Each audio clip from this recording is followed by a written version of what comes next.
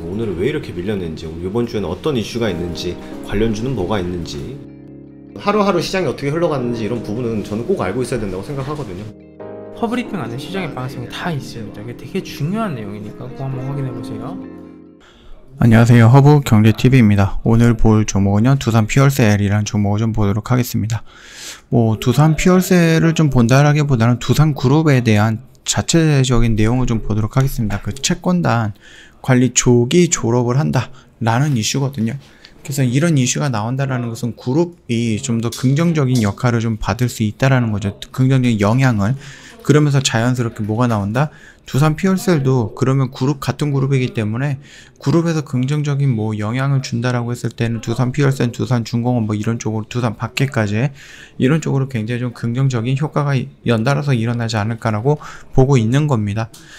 두산그룹이 인수합병 시장에 뛰어드는 등 수소를 주로 했던 신성장 동력 투자를 본격화하면서 새 출발에 나설 것이다, 이렇게 좀 예상을 하고 있는데, 구조조정 같은 경우는 2020년 이런 식으로 좀 진행을 했어요. 그래서 두산중공업이 산은에 1조 원 정도 대출 신청을 했죠. 그래서 산은수은 같은 경우는 자국채 제출안을 좀 제출을 하라, 이런 식으로 했죠. 그래서 3조 원 규모의 재무구조 개선 특별 약정 체결을 했습니다.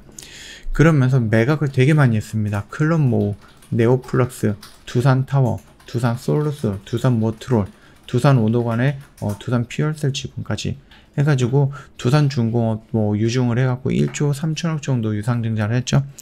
그러면서 두산 바켓의 두산 산업 차량이죠. 비즈를 인수를 했고요. 두산 인프라코 역시 매각을 했고, 두산 건설도 매각을 합니다. 그러면서 두산중공업 1조 1,500억 정도 유중을 또 했고요. 그러면서 마련됐던 금액으로 두산그룹 채권단 관리 체계를 종결을 한다라고 합니다. 자, 일단은 이렇게 보면은요, 지금 거의 한 10년이라고 하는데요.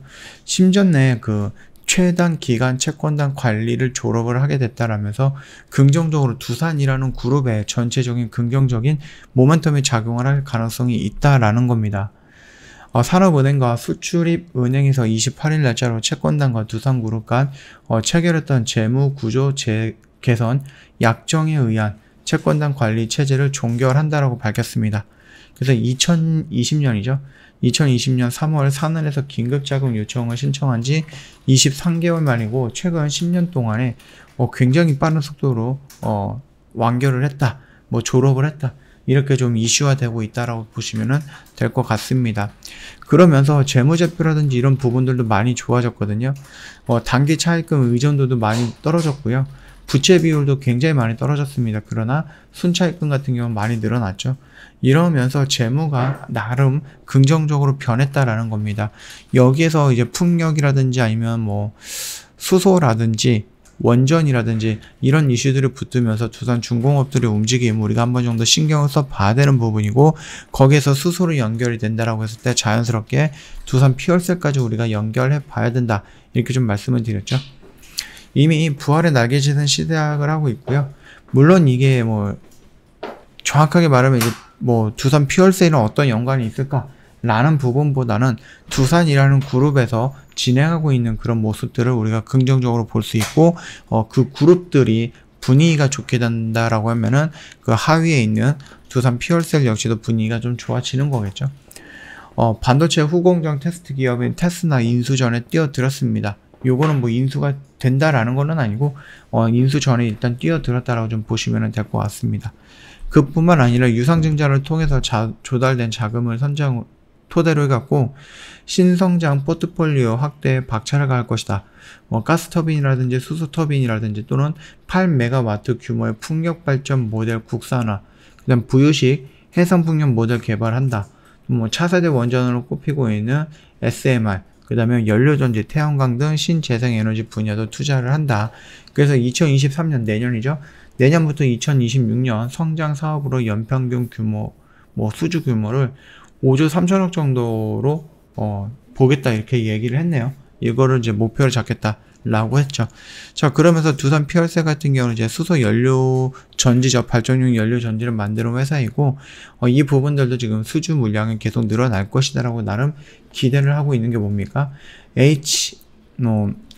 RPS 제도가 그 용량이 상향이 됐습니다. 3.5% 정도 상향이 되면서 12.5% 정도가 나왔죠. 그러면은 그 공백 구간을 지금 당장 뭐 어떤 회사들이 막 끼어들어서 싸우는 것보다는 두산 퓨얼셀이 이전에 보여줬던 시장의 점유율을 근거로 해갖고 이번에도 만약에 70% 정도를 가져온다 라고 했을 때에는 긍정적으로 우리가 수주 물량을 좀 찾아볼 수 있다라고 볼 수 있고요. 그 다음에 하반기에 뭐 선거가 이제 끝나고 나면 다음 주가 있을 거거든요. 다음 주죠. 예, 다음 주 수요일 날 선거가 끝나고 나면은 5월 정도까지는 뭐 특별하게 움직이는 뭐 그러지는 않을 것 같아요.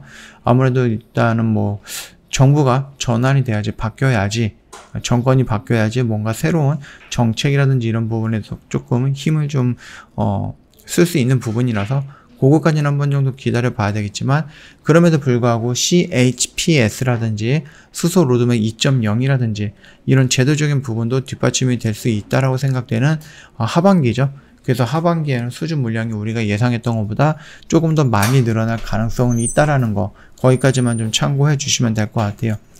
뭐 차트의 흐름을 보면은요, 두산 퓨얼셀 좀 보면은 이런 식으로 해서 지금 21선을 돌파해주고 오늘 6% 정도까지 상승하는 양봉을 보여줬습니다.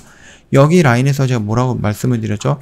여기가 충분히 여기서 좀 보여줬던 액션들, 그래서 여기 라인에서는 우리가 한번 이 박스권에서는 좀 도전적으로 접근을 해봐도 된다.